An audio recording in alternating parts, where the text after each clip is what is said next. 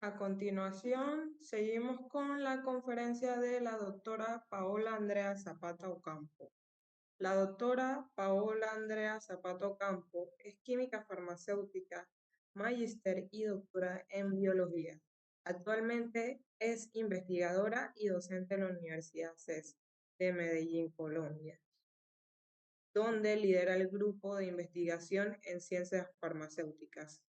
Su trabajo se centra en la biotecnología y bioprocesos con énfasis en la misma de hongos filamentosos, microalgas y consorcios microbianos para desarrollar nuevos bioproductos para la industria alimentaria y agro. La doctora ha realizado investigaciones destacadas en fermentación sumergida de hongos comestibles y medicinales, optimización de fermentaciones y obtención de biomasa y bioactivos. Su experiencia abarca desde la ciencia básica hasta la ciencia aplicada, incluyendo estudios de proteomica y cambios fisiológicos en hongos. Cuenta con 2 patentes en Colombia y en Estados Unidos relacionadas con proteínas antifúngicas obtenidas de hongos filamentosos. Ha participado en redes y colaboraciones internacionales como Red CETID, International BioAli y la Red Latinoamericana de Bioeconomía, y actualmente es presidenta de Red Bio Internacional. Entre sus publicaciones recientes se incluyen estudios sobre el uso de biomasa de microalgas en cultivos, la evaluación de subproductos de pasiflora como fibra dietética y la identificación de enzimas en residuos de frutas. Le damos una cordial bienvenida a la doctora Paola Zapata. Adelante, doctora. Muy buenas tardes, ¿cómo están? Bueno, voy a compartir pantalla para empezar. Entonces, primero, muchísimas gracias por la invitación. Me disculpo también un poquito por la voz porque de hecho estoy en este momento incapacitada en mi casa por un cuadro viral, pero bueno, yo creo que con la voz así como estoy, todo está bien. Entonces, primero que todo, también les quiero hablar un poquito hoy de dónde está la Universidad CES, por si de pronto no la conocen. La Universidad CES es una universidad privada en Medellín, Colombia, donde tenemos el programa de química farmacéutica y en nuestra facultad pues tenemos varios programas asociados, dentro de los que están el programa de tecnología en regencia de farmacia, el programa de nutrición y dietética. Entonces, como para que sepan un poco de nosotros. Hoy les voy a hablar de los hongos como ingredientes. Acá está la universidad, estamos en el poblado, en pleno Medellín. Tenemos diferentes sedes en otros lugares como son Sabaneta, Envigado, pero esta es nuestra sede principal. Aquí tenemos como estas dos que están pues muy cerca, son los edificios principales de nuestra universidad. Y como también les mencionaban, pertenezco al grupo de investigación en ciencias farmacéuticas. En este momento lo encuentro liderando, donde tenemos diferentes líneas de investigación. Está las líneas de biotecnología y bioprocesos, productos naturales, tecnología farmacéutica, farmacoepidemiología, farmacología. Y digamos que las líneas en las cuales estamos trabajando fuertemente en todo lo que tiene que ver con obtención de ingredientes a partir de la biodiversidad se encuentran principalmente la línea de biotecnología y bioprocesos y la línea de productos naturales y análisis metabólico. No estamos muy alejados de las otras líneas de investigación porque mucho de cuando nosotros un ingrediente ya lo queremos incorporar a un alimento o lo queremos incorporar a un producto cosmético, pues ya nos unimos con la línea de tecnología farmacéutica, donde podemos ya como funcionalizar esos productos que nosotros desarrollamos. También tenemos un semillero que es muy activo, un semillero de biotecnología y bioprocesos que ahora se llama así, pero había comenzado como un semillero de biotecnología de hongos comestibles y medicinales, donde principalmente hablábamos de biotecnología. No nos encargábamos mucho de la biodiversidad fúngica, eso vino posterior.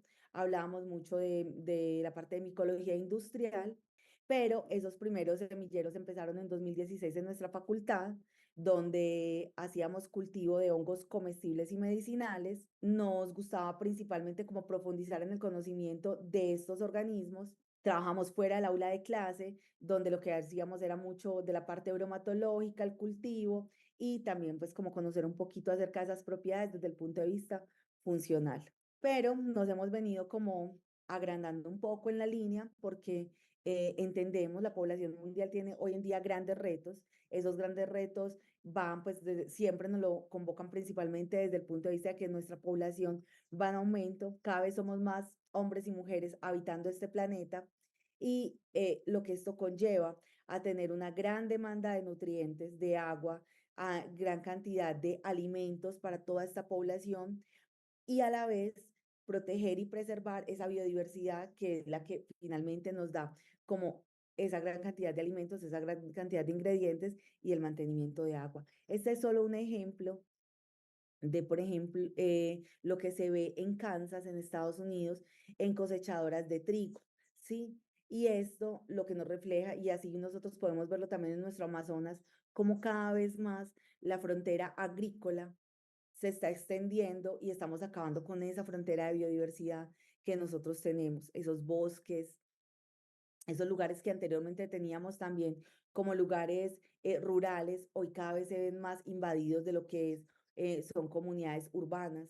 Entonces, nuestro planeta está en este momento en una sobredemanda de nutrientes, en una sobredemanda de alimentos como tal, de agua, pero no sabemos cómo vamos a proteger toda esa biodiversidad y cómo vamos a suplir esas demandas que actualmente está exigiendo la población a nivel mundial.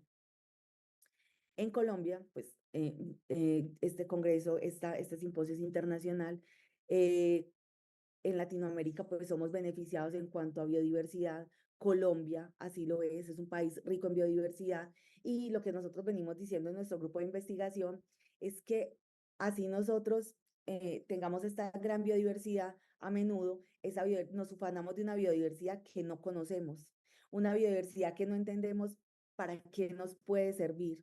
Y finalmente, una biodiversidad que no estamos protegiendo. Entonces, en Colombia podemos encontrar esta publicación, es reciente, de plantas y hongos útiles de Colombia, porque con Von Humboldt, con la Asociación Colombiana de Micología, lo que hemos estado tratando de identificar es cómo podemos hacernos más cercano a esa biodiversidad, conocerla, porque queremos conocerla, porque lo que no se conoce no se puede proteger y lo que no se conoce no se puede usar. Entonces lo que queremos y lo que estamos buscando es cuáles son esas alternativas que tenemos desde los diferentes programas, porque esto es un acercamiento que es multidisciplinario, esto convoca a biólogos, microbiólogos, químicos, farmacéuticos, esto convoca una gran diversidad de disciplinas para que podamos conocerla y a partir de ese conocimiento apropiarnos de ella, que se apropien las comunidades, porque este trabajo y los proyectos que estamos encaminando desde la universidad son proyectos que buscan la equidad y la igualdad al acceso de estos recursos y que a la vez podamos utilizarlos, conocer qué beneficios tienen para la población y poder funcionalizarlos. Entonces, esas son como las premisas que nosotros tenemos y manejamos en el grupo. Hoy en día, pues ahí está el QR, ustedes pueden conocer la diversidad fúngica y de plantas que tenemos en el país. Estamos muy juiciosos en todo lo que tiene que ver con reporte de estos datos ante el CIP Colombia, que es un sistema de información de la biodiversidad, y todos los que colectamos, todos los que vamos haciendo nuevas colecciones biológicas, las publicamos para que todos sepan qué tenemos y cómo estamos en este momento. En este momento, en Colombia, a nivel mundial tenemos que, hay estimado que existen entre 2.2 a 3.8 millones de especies. Eso es mucho, eso es muchísima diversidad fúngica. Hay unas estimaciones que hablan de muchos más hongos, que eso depende mucho de sobre qué se estime. Si se estima, por ejemplo, de hongos asociados a ciertos sustratos, hongos asociados a diferentes árboles, hay también unas estimaciones que son muy grandes, que van asociadas principalmente a la parte molecular o a esa diversidad de genes que se han encontrado. Esta que yo les estoy mostrando es una de las más aceptadas en este momento aparece también en el Colfungi y en el libro de hongos útiles del Cube, donde nos dicen que más o menos hay de entre 2,2 a 3,8 millones de especies. Estos son hongos que hemos cultivado en el laboratorio, como para ir pues mostrándoles un poquito de esa riqueza. Colombia en este momento tiene en ese sistema de información 7.273 especies de hongos reportadas, de las cuales al menos en este momento, con esas bases de datos, con lo que se ha publicado, se dice que hay 400 usos reconocidos. Pero hablar de 7.273 especies de hongos en Colombia realmente es hablar de que nosotros en Colombia no estamos trabajando en hongos, ¿sí? Porque cuando nos comparamos con otros países como Estados Unidos, como Inglaterra, como Holanda, el número de registros a veces nos triplica, ¿sí? Nos cuatruplica. ¿Por qué? Eso no quiere decir que ellos sean más biodiversos en hongos. Lo que quiere decir es que nosotros en Latinoamérica hemos estado muy reacios a trabajar con estas especies. ¿Por qué? Nosotros, bueno, es diferente México, es diferente Brasil, porque han tenido como ese crecimiento cultural y alimentario en muchos lugares alrededor de los hongos. Colombia no tiene esa cultura micófila, ¿sí? En Colombia normalmente los hongos estaban asociados a que algo estaba en mal estado, ya fuera ropa, ya fueran frutas, ya fuera, ¿cierto? Un alimento como tal. Entonces, durante mucho tiempo no se hacía investigación con hongos. Adicionalmente, era difícil encontrar convocatorias donde nosotros pudiéramos decir, aquí cabemos, los que trabajamos con hongos, los que estamos buscando biodiversidad o los que estamos buscando metabolitos, podemos caber no, normalmente era muy asociado a screening en plantas, ¿sí? Entonces, a plantas aromáticas, pero como que no habían ese conocimiento de la diversidad fúngica que teníamos y todo lo que nosotros podíamos explotar allí. Apenas ahora, hoy en día, de hecho, no es solamente en Colombia, a nivel mundial, hay como una nueva visión acerca de los hongos y entonces ya nosotros podemos decir fauna, flora y funga, porque funga es un término que ya fue aceptado para toda la diversidad de hongos que existe en el planeta. Entidades como la National Geographic ya lo reconocen como organismos que hacen parte pues de esta biodiversidad y que están amenazados y muchas veces o hemos perdido biodiversidad fúngica, pero ni siquiera nos dimos cuenta que existía. Entonces, hoy en día sabemos que existen libros de rojos de hongos y pues la idea es que cada vez podamos conocer mucho más de ellos. En esto nosotros tenemos en ese libro, habla, por ejemplo, de las oportunidades de esa diversidad respecto a lo que estamos haciendo en Colombia. Entonces ahí podemos ver que la oportunidad es lo que aparece en el mundo publicado, donde podemos ver que la gran cantidad de hongos que se han determinado tienen una capacidad como alimentos, una pequeña parte como medicinal, tienen usos ambientales, principalmente en bioremediación, biofertilizantes, en biotecnología mucho tiene que ver con la parte del desarrollo de biomateriales. Entonces aquí vemos dispositivos médicos y aquí vemos la realidad. Nosotros en el país estamos trabajando con esa diversidad fúngica. También mucho de lo que estamos trabajando es principalmente alrededor de lo que son los hongos comestibles y de los hongos en la parte funcional. Por eso para nosotros la parte médica, pues se ve como se ve tan alta en este lugar y para nosotros la oportunidad que esto convoca. Los hongos, pues tradicionalmente han sido fuente de biomasa, obtención de metabolitos primarios y secundarios, donde resaltan principalmente muchos triterpenos y producción de enzimas. Los hongos han sido altamente reconocidos y valorados por la cantidad o el arsenal de enzimas que tienen, ya que los hongos, para alimentarse, primero eh, secretan una gran cantidad de enzimas, digieren el sustrato que se encuentra alrededor y después cuando está en compuestos menos complejos pueden ingresar a la célula como para fuente de alimento. Entonces, esas células cuando secretan esa gran cantidad de enzimas o ese arsenal de enzimas, se han caracterizado y nos hemos podido dar cuenta que muchas sirven para la industria textil, para la industria papelera, ¿sí? Para muchos procesos, por ejemplo, en la producción de etanol, a partir de residuos lignocelulósicos, donde se puede primero hacer un pretratamiento de esos residuos con las enzimas de los hongos y después hacer ya la fermentación de los jarabes glucosados con las saccharomyces y obtener el etanol. Entonces, digamos que esas enzimas hoy en día se han encontrado lipasas, ¿sí? Para la industria de detergentes, para la parte como más que sea como limpio todos esos bioprocesos alrededor de las industrias. Entonces se utilizan en la agroindustria, en la industria alimentaria, en la industria farmacéutica y en la industria cosmética. Bueno, entonces como yo les, como dice pues en la presentación, la idea es contarles un poquito de lo que estamos haciendo en el grupo acerca de esta biodiversidad. Entonces, todo, aunque nosotros trabajamos, yo les decía, hace muchos años yo trabajo con hongos comestibles y medicinales. Y las patentes, por ejemplo, que estaban mencionando ahorita al inicio, tienen que ver con proteínas antifúngicas que encontramos en unos hongos. Apenas, más o menos en el 2018-2019, empezamos a preocuparnos también de la biodiversidad fúngica que teníamos, porque normalmente trabajábamos con hongos que eran comerciales. Entonces vino esta oportunidad con la alcaldía de Medellín, que es el municipio en el cual nosotros vivimos, y empezamos a hacer la línea base de hongos de ecosistemas estratégicos de Medellín. ¿Qué pasaba? Aquí en Colombia y en Medellín existen unos proyectos muy grandes que es para proteger la biodiversidad, pero principalmente alrededor de bosques. Entonces, siempre cuando se hacía control, monitoreo, se miraba mucho la parte de cuántos árboles hay, esos árboles, cuántas plantas asociadas tienen, que se denominan epífitas. También se empezó a hacer monitoreo de insectos, pero nunca se había hecho monitoreo de hongos.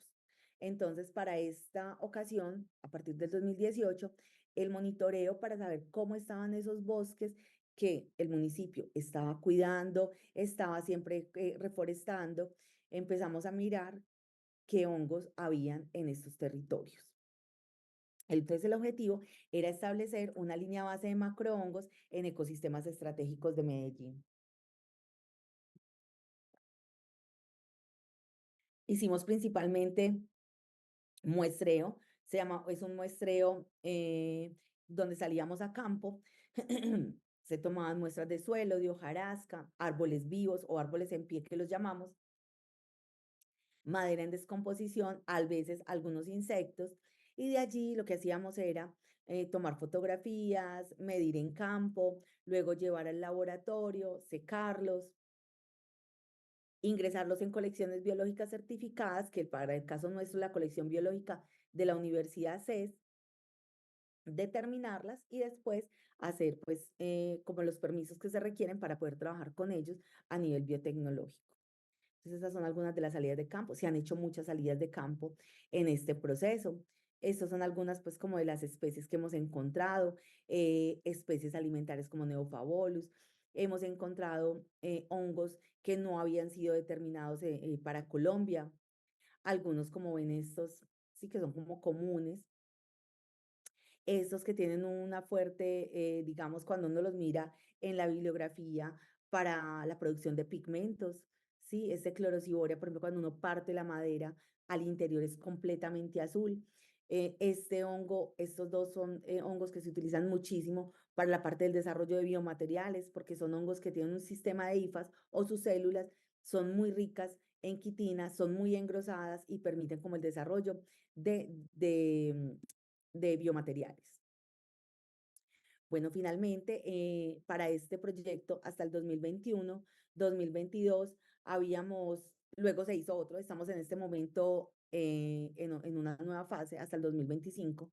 Hasta el 2021, en esa primera fase, habíamos hecho unas colecciones de 479 colecciones que fueron depositadas en una subcolección, como les digo, de la colección biológica de la Universidad CES, que es esta, CBUCES. Ustedes pueden ingresar a nuestra colección biológica y ver los especímenes que tenemos. Y digo verlos porque muchos de ellos ya también están en fotografía. Sí, ya pueden entrar, verlos, voltearlos. Principalmente todo se ha empezado con insectos, pero con hongos también hemos tratado ya de iniciar nuestra colección con esta parte visual, donde los colectamos, ubicarse en el mapa. Entonces aquí tenemos los lugares donde nosotros hicimos las colectas, cuáles fueron los hongos que predominaron. Fueron alrededor de 23 órdenes los que pudimos encontrar, lo que quiere decir que había una gran diversidad fúngica alrededor de esta parte urbana, porque de hecho muchos de los bosques son bosques, pero que se encuentran dentro de la ciudad o que están aquí pues alrededor. Listo, no son en lugares muy conservados, sino que hacen parte de esta parte urbana de nuestra ciudad. Entonces, como les digo, hongos comestibles como el Agaricus paravisoltus, el Suillus luteus, hongos que son altamente conocidos en la parte medicinal como el Ganoderma austral, Ganoderma lucidum. Entonces, aquí está pues como todas esas colecciones que hicimos. Al final, de todas esas especies que nosotros reportamos, encontramos que 23 especies tenían potencial comestible, 54 desde el punto de vista enzimático que habían sido reportados, que había, digamos, como un sustento bibliográfico con avances sobre estos trabajos, 45 medicinales, 8 para el trabajo con pigmentos, 7 para el trabajo de biotecnología, pero en el desarrollo de bioinsumos, 3 habían sido ya determinados, habían sido trabajados en el laboratorio para el desarrollo de biomateriales, principalmente con quitina, y 12 habían sido reportados para la parte de metabolitos con interés cosmético. Aquí vemos algunos de los metabolitos que habían sido, estos son uno de los hongos que habíamos encontrado, el Felinus gilbus. Metabolitos de interés que encontramos en la colección fueron principalmente polisacáridos antitumorales e inmunomoduladores, compuestos fenólicos, terpenos, por lo tanto antioxidantes, proteínas de alto valor biológico, tanto para la parte funcional, para la parte comestible, sí, para la parte, digamos, pero también para la parte funcional.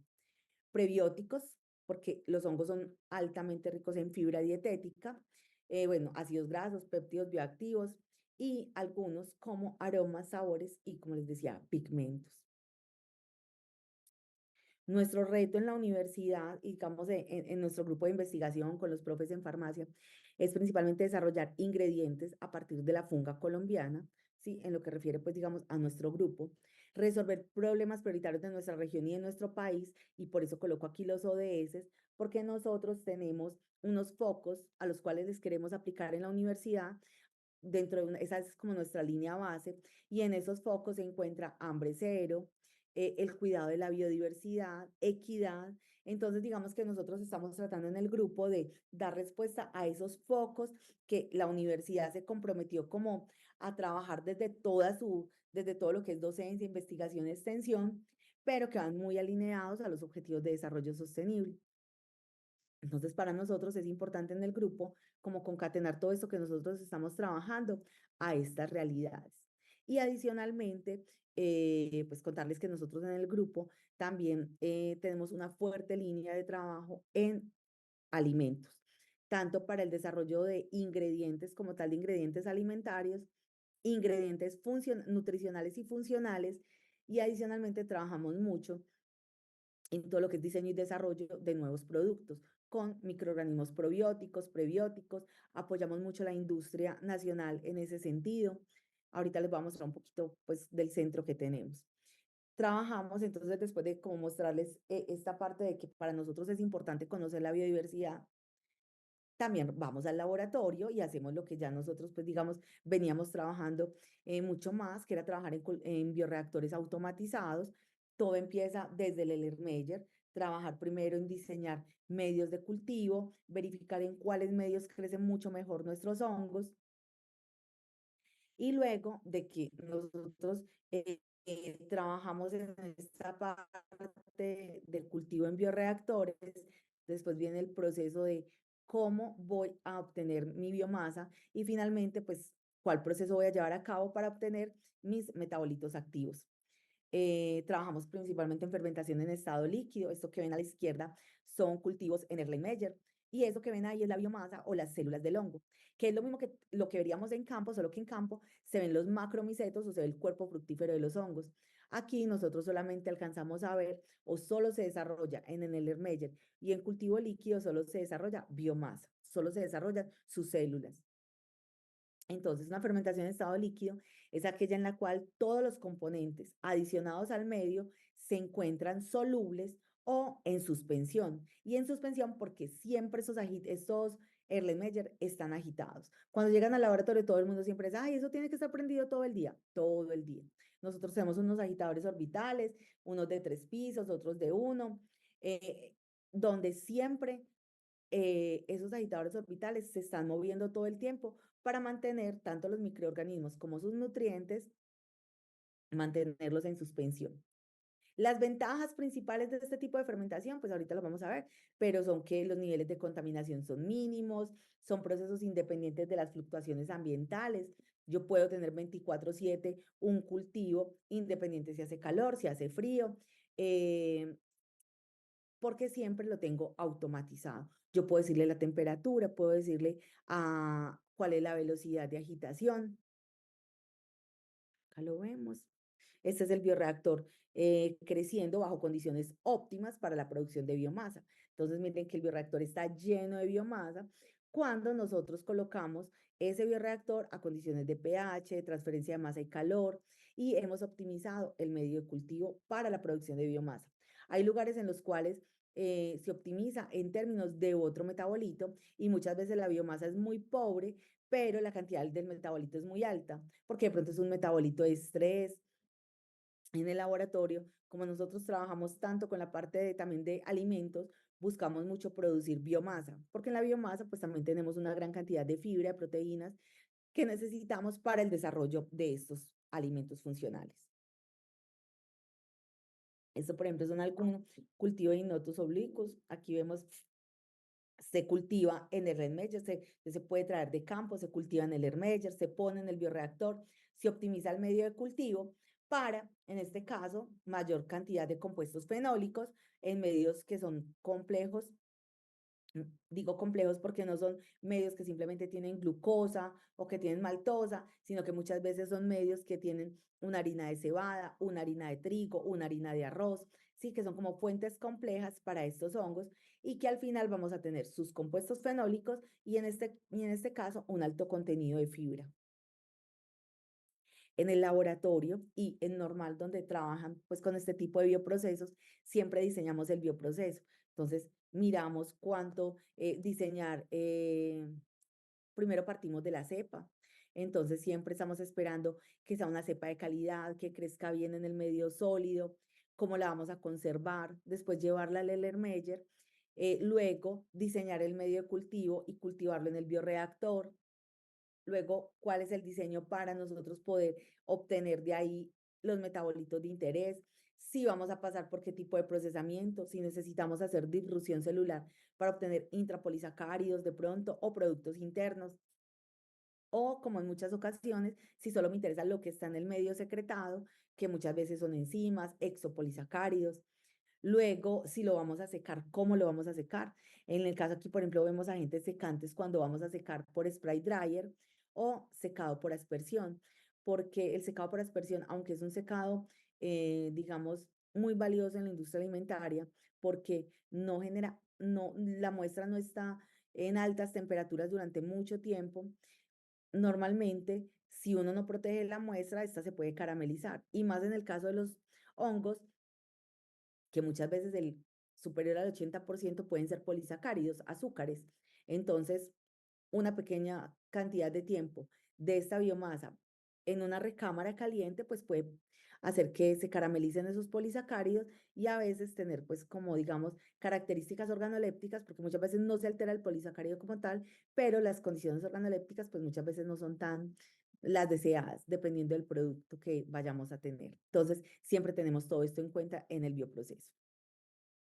Porque el proceso general puede ser dos cosas. Uno, yo tengo una parte que puede ser obtener por manera convencional los cuerpos fructíferos, ¿sí? Que también lo hemos hecho en el laboratorio, pero normalmente cuando hacemos esto es como para mirar la viabilidad de una cepa y saber que esas cepas que estamos teniendo en el laboratorio pues siguen siendo viables. Luego lo que queremos es inducirlos, cultivarlos en el Erlenmeyer, cultivarlos en un bioreactor y seleccionar cuál va a ser el mejor sistema de secado dependiendo de lo que yo vaya a desarrollar, si es un cosmético, si es un medicamento, si es un alimento. Entonces aquí tenemos el secado por aspersión o secado spray dryer.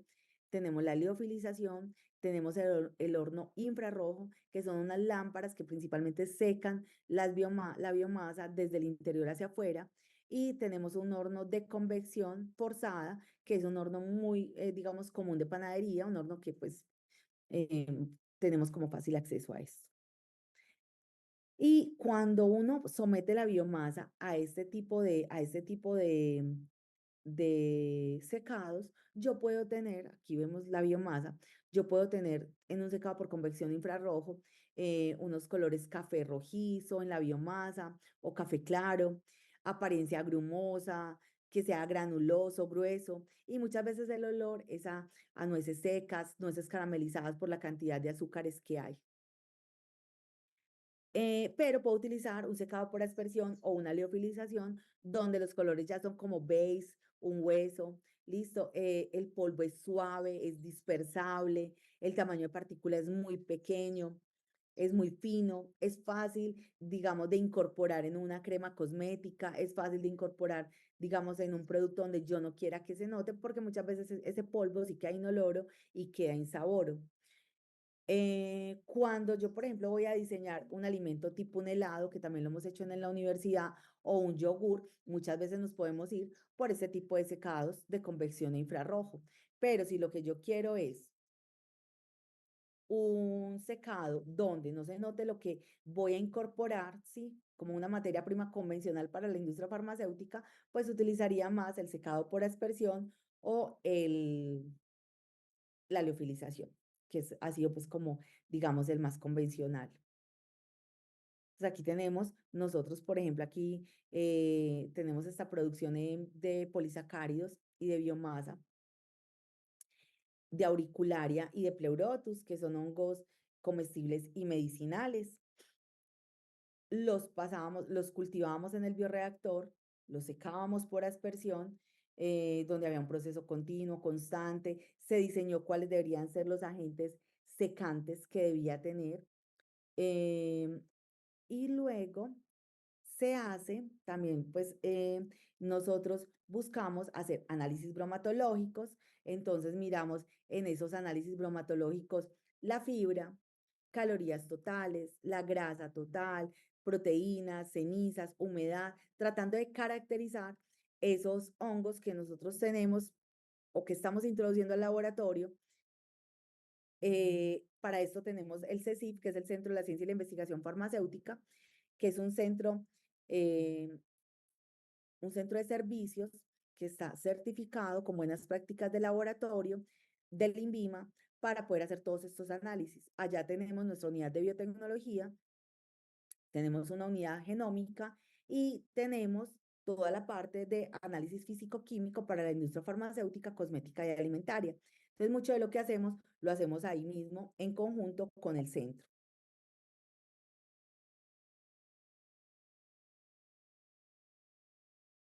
También hemos hecho actividad hipocolesterolémica para algunos hongos, ¿por qué? Porque los hongos digamos, algunos hongos han sido reportados que tienen actividad hipocolesterolémica porque son inhibidores de la hidroximetilglutaryl coenzima reductasa, que en la vía del mevalonato, pues produce colesterol.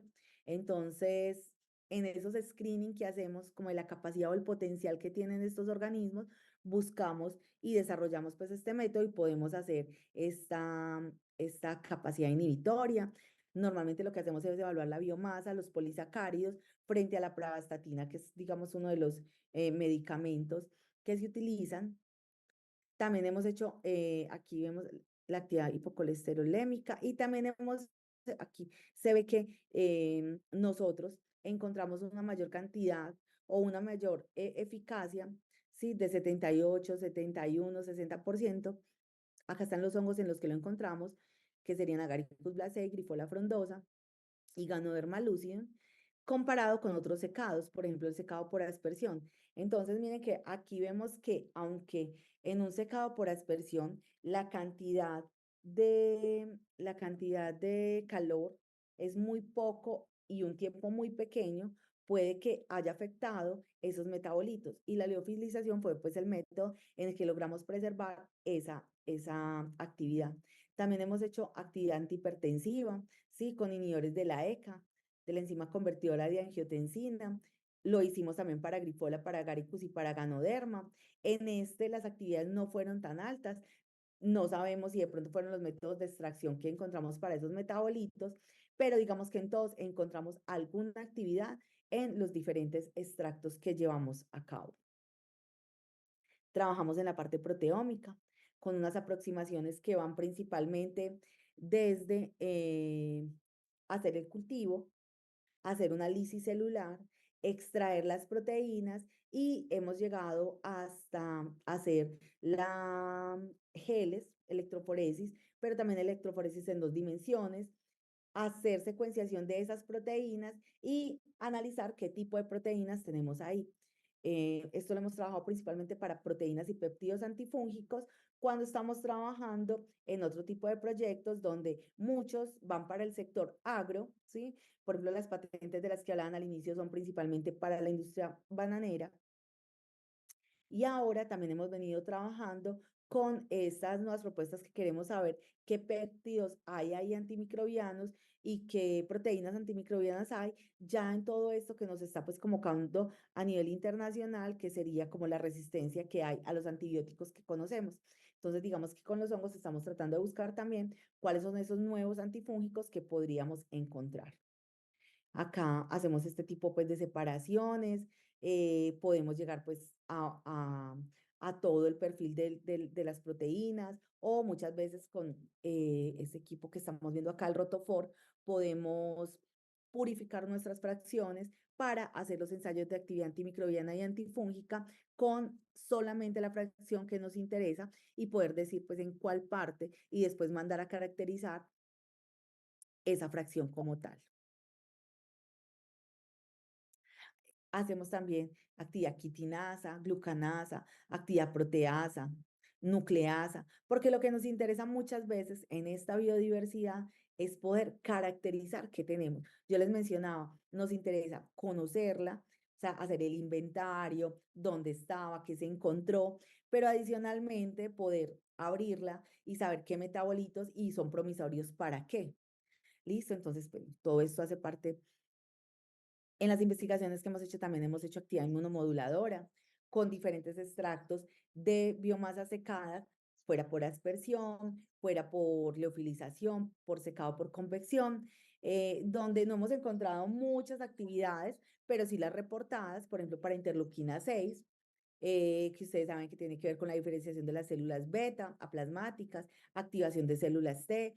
Entonces, sí hemos encontrado que en nuestros hongos, en esos polisacáridos, hemos encontrado actividad inmunomoduladora, pero para eso se necesitan muchos más recursos porque estos ensayos, pues, son mucho más costosos y eso sí no los hacemos nosotros. Entonces, digamos, determinación de la citotoxicidad, ninguno de los extractos que hemos evaluado son citotóxicos. Sí, por aquí les muestro algunos. Estos son algunos ensayos que se hacen y estos son todos los nuestros, la viabilidad celular. Ninguno de los extractos ha demostrado ser citotóxico. Estas son nuestras muestras. Adicionalmente, trabajamos muchísimo en la parte nutricional. Los hongos tienen un alto valor nutricional, proteínas del 27 al 48%, dependiendo de la especie. Carbohidratos es lo que más tienen, ahí lo pueden ver, superior al 60%, donde encontramos la fibra dietética. Lípidos de 2 a 8%, donde principalmente encontramos ácidos linoleicos, omega 6, mucho contenido de minerales. Estos hongos que están viendo aquí son hongos cultivados en nuestro laboratorio, en lo que yo les decía. No es que estemos todo el tiempo cultivando hongos comestibles, pero si nos gusta de vez en cuando producirlos. Hay algunos estudiantes también de biología que llegan, nos buscan para producir los cuerpos fructíferos o para valorizar residuos, lo hacemos. Y adicionalmente, pues porque nuestro interés también va mucho por el lado del desarrollo de alimentos funcionales. Entonces, en esa parte de alimentación, hoy en día se buscan, digamos, nuevos ingredientes, porque ya han sido caracterizados una gran cantidad de ingredientes que han sido convertidos, sí, como villanos, muchos aditivos también sintéticos.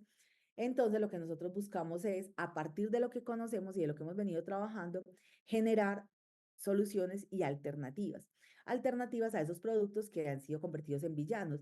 Las grasas, la misma carne, porque ustedes saben que se están buscando fuentes alternativas de proteínas. Entonces, bueno, ¿qué otras alternativas podemos tener? Nunca nos vamos a comparar con esa valor biológico que tiene la proteína animal, pero ustedes saben que hay muchos acercamientos, los hongos como están ahí. Entonces, estos son cultivos de laboratorio en el Lermeyer. Los hongos pueden ser una fuente natural de ingredientes alimentarios y muchos de sustitutos, o también se llaman de alimentos sustitutos o aditivos sustitutos. Entonces aquí les voy a poner unos ejemplos que sacó la FAO. Estos son una gran cantidad de hongos macromicetes que nos muestran la cantidad que tienen los hongos de contenido de proteínas. Aquí los vemos, hay unos que siempre aparecen, shiitake, que es lentino, siempre aparece mucho coprinos, cordyceps, la cantidad de cenizas, que también nos habla mucho de esos microelementos que pueden tener los hongos. Y aquí lo que les mencionaba, nuevamente Cordyceps, Tremela, Ganoderma, que es uno de los más conocidos a nivel mundial. El contenido de ácidos grasos, ¿sí? Shiitake, Tricoloma, Ganoderma, ya les voy a mostrar un poco más. El contenido de polisacáridos, y esto lo sacó la FAO. ¿Por qué? Porque lo que yo les mencionaba, hay una búsqueda a nivel internacional de nuevos ingredientes. Necesitamos desarrollar nuevos ingredientes y esa fuente de ingredientes puede estar en la biodiversidad.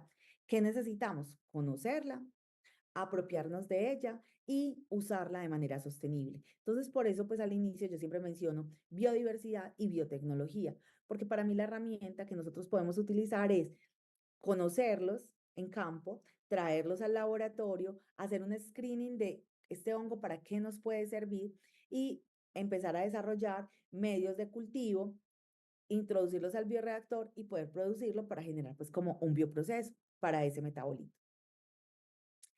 Entonces, este es un hongo que se llama Foliota adiposa. En el laboratorio lo producimos, eh, producimos su semilla y adicionalmente el semillero de investigación está trabajando mucho con este hongo para valorizarlo y saber qué tiene y cómo podemos producir una gran cantidad de biomasa a partir de él. Entonces, aquí tenemos que los hongos, ¿sí? Pueden ser sustitutos de la carne. En cuanto al valor biológico, nosotros vemos que existe una gran cantidad de, de de aminoácidos esenciales, ¿sí? Entonces puede tener, no es sustituto completamente, pero puede adicionarse a otras fuentes y mezclarse con otras fuentes para obtener esa proteína de alto valor biológico que se pide. Son fibra dietética muy alta, superior al 60%, tiene el sabor umami, que es ese sabor como de la carne o ese sabor que hoy en día los orientales han sabido explotar también, y una textura fibrosa. Entonces, hoy en día encontramos este tipo de propuestas, ¿cierto? ¿Por qué? Porque los hongos, como les digo, la textura que tienen, la manera como se dejan manejar y adicionalmente, como les decía, en base seca pueden tener de 2 a 6% de ácido leico y linoleico. Tiene una gran cantidad de fibra, como lo estamos viendo ahí, que está repartida entre lo que puede ser celulosa, quitina, betaglucanos. Entonces, bueno, también por esto que les digo, puede ser sustitutos de la grasa y actualmente uno de los que más se está utilizando como sustituto es el Pleurotus eringi, que es un Pleurotus especial porque tiene este tallo, como ustedes lo ven, que es un eh, muy grande, ¿sí? Y cuando se ha mirado, aparte de que tiene un alto contenido de fibra, también tiene un alto contenido de estos ácidos grasos que les estaba mencionando. Estas son algunas propuestas que ustedes pueden encontrar, ¿sí? Donde ya se han desarrollado este tipo de hamburguesas a partir de hongos, ¿sí? Sustitutos de harinas para las personas que hoy en día son intolerantes al gluten o que tienen esa alergia desarrollada. Se han desarrollado estos a partir de diferentes hongos, entre los que también está el eringi, el shiitake, auricular y aurícula, todos hongos que nosotros hemos encontrado aquí en la región y como les digo, en región urbana. Y hemos encontrado, bueno, entonces ahí se encuentra que el 1 a 3% de betaglucanos se encuentran en lentinusedodes, en agrosive, en pleurotus. Los pleurotus son las orellanas que son, digamos, como después del champiñón, los hongos que más se consumen en el mundo. Este es otro de los que más se consume, pues para mostrárselos. Y los sustitutos de la sal con ese sabor umami que se ha encontrado que los hongos tienen, y cuando vamos y los caracterizamos nos damos cuenta que son una gran cantidad de aminoácidos libres, ¿sí? Principalmente glutámico y aspartico, que están generando ese sabor. Y adicionalmente, algunos nucleótidos como son la 5'-guanosina, la inosina monofosfato, la santosina, ¿sí? Que están generando estos sabores y que nos permiten reducir en una gran proporción el contenido de sal en un producto y adicionarlo en biomasa de estos hongos, ¿sí? Para desarrollar esos alimentos saludables que nos está pidiendo hoy en día la población, que podrían ser alimentos también desde un punto de vista de nicho. O sea, alimentos de qué requiere una persona con diabetes, qué requiere una persona hipertensa, qué requiere, qué tipo de alimentación. Se podrían diseñar ese tipo de alimentos específicos o especializados si conocemos muy bien esa biodiversidad de hongos y si la traemos al laboratorio y conocemos qué tienen al interior. Bueno, entonces aquí los hongos también como antioxidantes y antimicrobianos, donde se ha encontrado principalmente eh, compuestos fenólicos, compuestos de lindol, carotenoides, cosas que anteriormente pensábamos que solo estaban restringidos a las plantas o que solamente los podíamos encontrar esa riqueza en las plantas. Hoy en día sabemos que la podemos encontrar en los hongos, ¿sí? Hemos encontrado el ácido como el clorogénico, el gálico, cafeico, los podemos encontrar. Y hemos encontrado, ay, acá, algunas vitaminas hidrosolubles como la vitamina C y liposolubles como tocoferoles y vitamina D. Entonces, como una invitación ya acá para terminar, yo les mencionaba, somos el programa de química farmacéutica de la Universidad CES y nosotros tenemos el grupo de investigación y este centro, el Centro de la Ciencia y la Investigación Farmacéutica. Acá hemos recibido pasantes de diferentes partes del mundo. Es un laboratorio que le sirve principalmente a la industria farmacéutica, cosmética y alimentaria del país. Aquí ven las certificaciones que tenemos. Entonces nos apoyamos mucho para todo esto que yo les estoy hablando en nuestro laboratorio. Hacemos estudios de vida útil, hacemos diseño y desarrollo de producto. Muchas veces vienen y nos buscan para que nosotros lo diseñemos de cero, o a veces viene el empresario con la idea de qué es lo que quiere y nosotros pues hacemos como esto que está pidiendo. Hacemos control de calidad para liberar lotes, para liberar materias primas. Y pues acá me parece importante mencionarles, esto es como algo del plan que nosotros manejamos, seleccionamos componentes, luego validamos la metodología, en el laboratorio se hace validación de métodos analíticos para poder probar eh, qué es lo que tiene cada método. Hay métodos analíticos que los exigen o los pide mucho la industria farmacéutica porque hace parte, digamos, de la USP, de lo que se requiere todo el tiempo para una acetaminofén, para una estatina, pero cuando nos llegan desarrollos a partir de la biodiversidad, esos métodos analíticos muchas veces no están desarrollados. Y eso es algo que estamos haciendo en el centro y es diseñar nuevos métodos analíticos para ofrecerles nuevos diseños, nuevos desarrollos a la industria de base bio, ¿sí? A esos que están trabajando hoy a partir de la biodiversidad. Entonces, bueno, ya trabajamos en el diseño y desarrollo, sí tenemos que llegar hasta un estudio de intervención, pues se hace. Eh,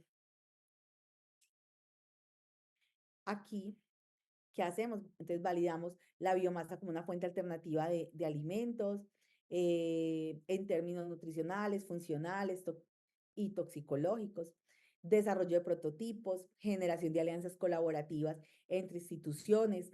Pues, siempre estamos como tratando de generar nuevas alianzas para llegar más lejos, para poder avanzar más. Entonces tenemos muchas perspectivas de trabajo colaborativo con la región que buscamos afianzar pues entre los países. Por eso yo trabajo tanto en redes, está la red latinoamericana de biotecnología, que es la red Bio para que la busquen, está la red de bioeconomía de la TAM, que es nueva, empezó el año pasado. Entonces, bueno, hay varias estrategias a nivel Latinoamérica que nos unen en este objetivo. La universidad se enmarca en esto que les estoy diciendo, para poder seleccionar especies promisorias para el desarrollo de nuevos ingredientes. Partimos del conocimiento, ¿sí? De las plantas, insectos, hongos o acercamiento con los territorios.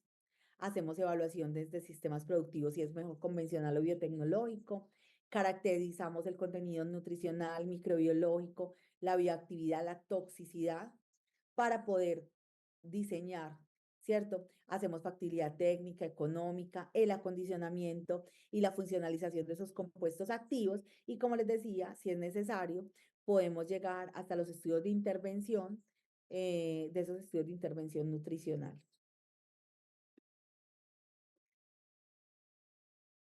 Aquí como concatenamos todo al interior de la universidad, está la colección biológica para todo lo que tiene que ver con conocer la biodiversidad de manera responsable, la unidad de biotecnología, la unidad de toxicidad in vitro, el centro de la ciencia, CESNutral, o sea, todo esto basado en normas que nos rigen en el país principalmente. Queremos llegar hasta un diseño y desarrollo que pueda llegar al producto, al consumidor final en cualquiera de los campos, pero como nutriéndonos de todo lo que tenemos en este momento dentro de la universidad. Este sería como el esquema que tenemos. Buscamos dejar capacidades instaladas en las comunidades, por eso trabajamos con ellas, que conozcan su biodiversidad. En este momento, por ejemplo, estamos trabajando con la guía ilustrada de hongos comestibles en esas regiones donde hemos venido trabajando y generando colecciones.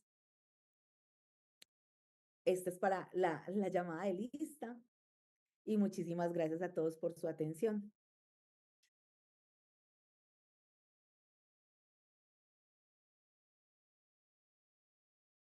¿Alguien tiene una pregunta, una duda, un comentario?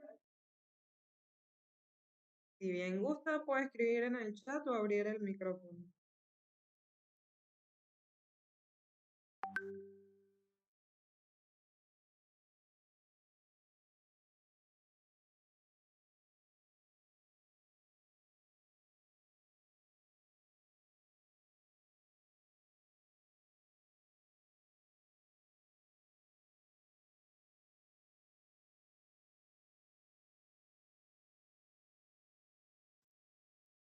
Hola, buenas tardes. Tengo una pregunta.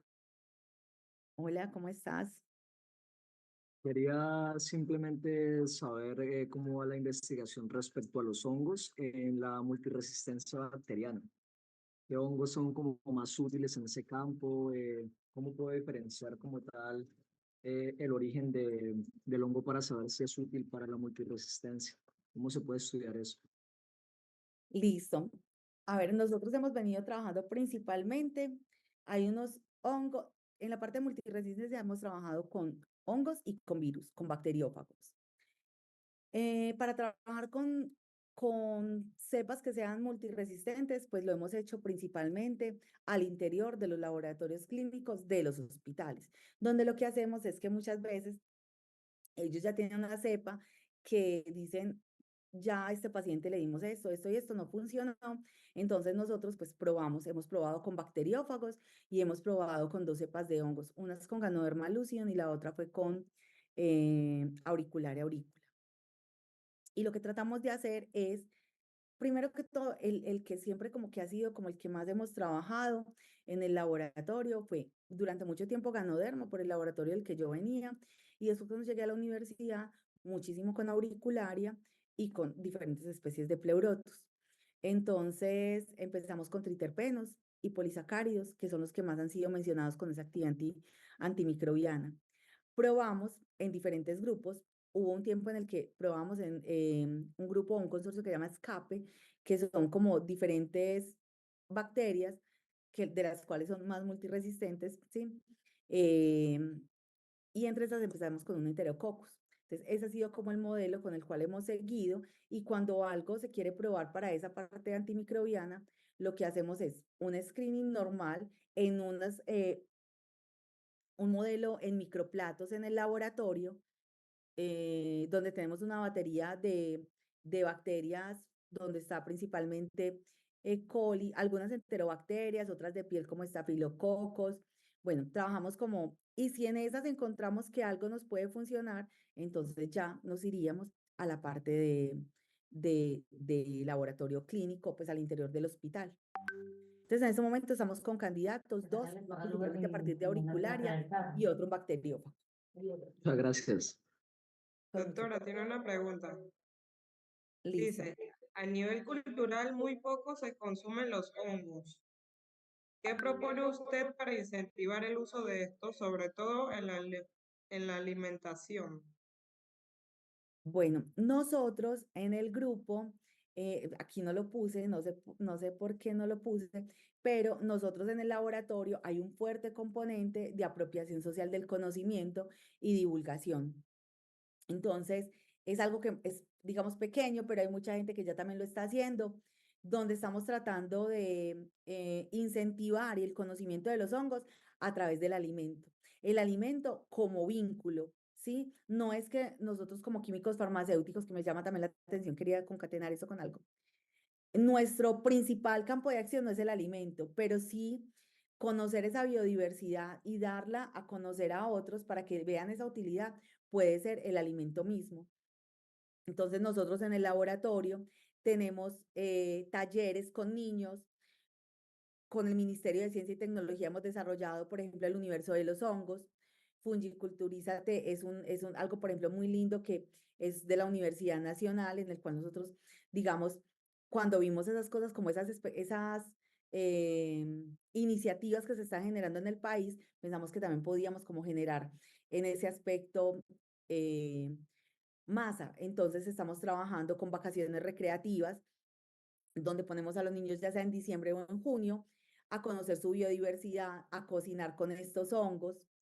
Tenemos talleres y cursos para adultos y trabajamos con las comunidades. Hacemos, como les digo, la colecta, pero también queremos devolverlo con estas guías que estamos desarrollando. Y adicionalmente tenemos un programa, uno que se llama el Día del Micólogo, donde nosotros tenemos el laboratorio de puertas abiertas y ese día hacemos alimentos con hongos y todo el que llega come, entonces comen ramen o comen un sándwich o se comen una entradita, todo con hongos, ¿sí? Y tenemos también uno que se llama honguiza y la honguiza son como en fechas especiales del grupo, pero invitamos a personal administrativo o personas de afuera, nos hemos encontrado ya también, por ejemplo, con movimientos culinarios de la ciudad, por ejemplo, gastronomía y territorio, y juntos hacemos como estas comitivas o estas uniones donde les damos a las personas a comer sus hongos en alimentos que ellos consumen tradicionalmente. Por ejemplo, en Córdoba, que es digamos, un sitio al norte de Antioquia donde nosotros estamos, una población muy vulnerable, estuvimos allá una semana, varias veces hemos estado, nos quedamos una semana, y en esa semana enseñamos a los profesores a cultivar los hongos, a los niños a conocerlos, a que lo cultiven con sus profes y con las madres de esas regiones a cocinarlos. Y hemos tenido esas comitivas en esos lugares donde todo el día cocinamos hongos un viernes y llegan las mamás, llegan las abuelas, llegan los niños. Es como una manera que estamos haciendo. Queremos sacar nuestro recetario, porque lo que les digo, el fin nuestro es el ingrediente cosmético o el ingrediente para el alimento, un fitoterapéutico para sector agro, que es lo que estamos trabajando. Pero el alimento es esa línea que nosotros hemos trazado para darlo a conocer.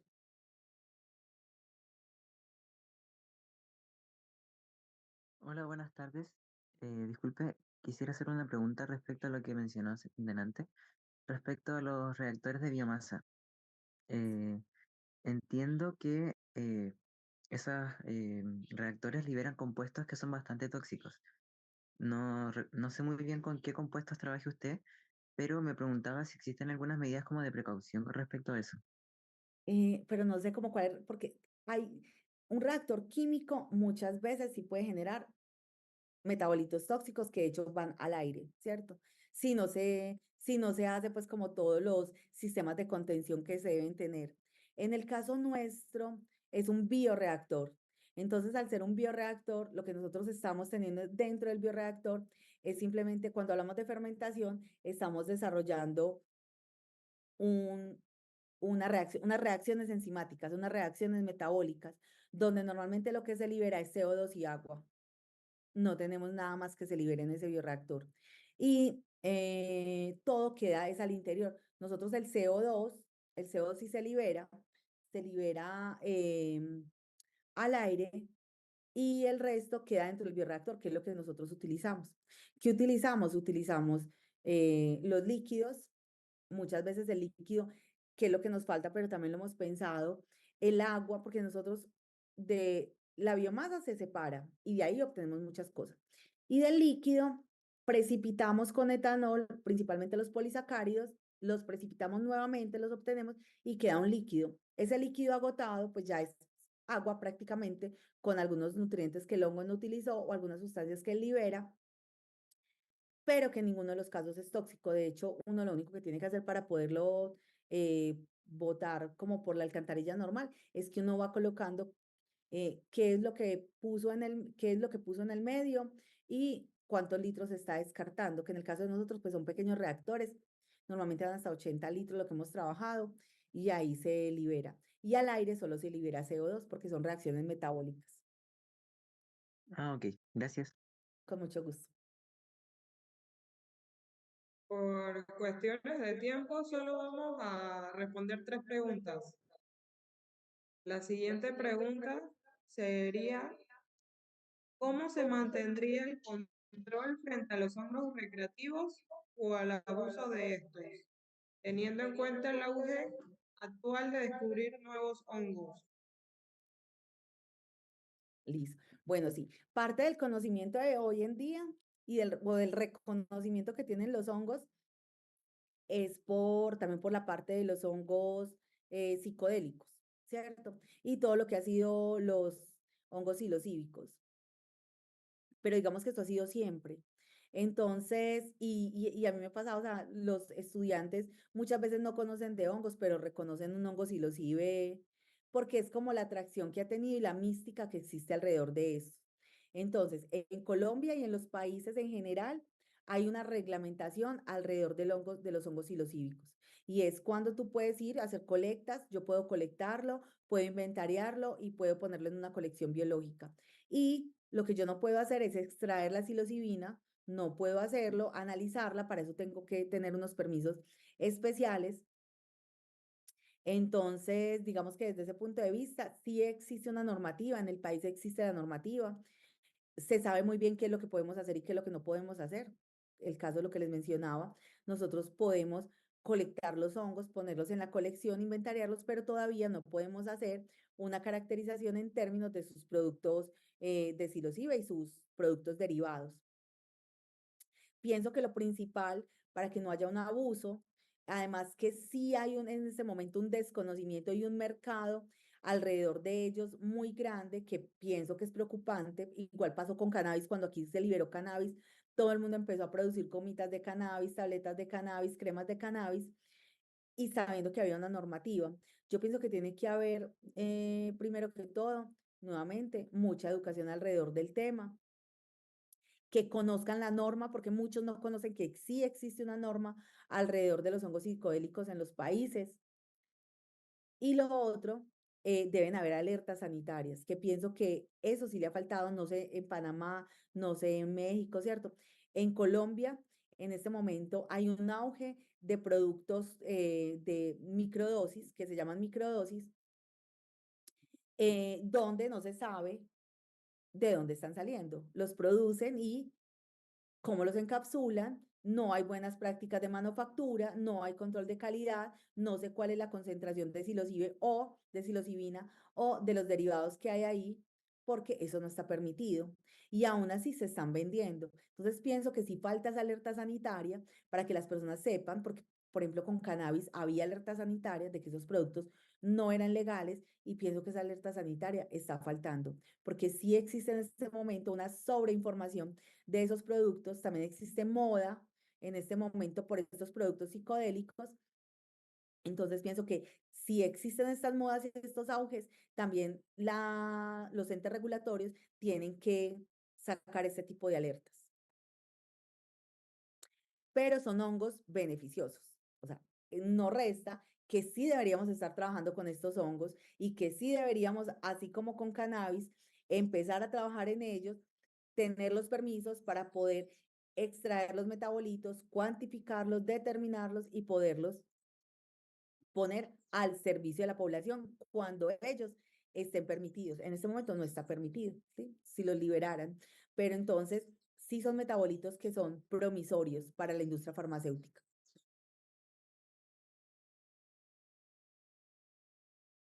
Bueno, doctora, muchísimas gracias. Muchísimas gracias por su maravillosa conferencia. Un saludo por allá a la Universidad C, igualmente a los estudiantes de la Asociación de Química y estudiantes de Farmacia de Colombia, eh, a la región de Antioquia y también los estudiantes colombianos que se encuentran aquí presentes. Gracias por el apoyo también a usted. A la presidenta que no se encuentra aquí, pero muchísimas gracias a todos ustedes. La verdad que esta conferencia ha sido maravillosa y pues nada, feliz tarde. Muchísimas gracias. Y sí, bueno, como les mencionaba, yo soy de la Universidad CES, profesora, desde el 2016, pero también mi alma mater es la Universidad de Antioquia. Entonces, pues me siento como representando a todos mis estudiantes, digamos, de aquí de Medellín. Listo, muchísimas gracias.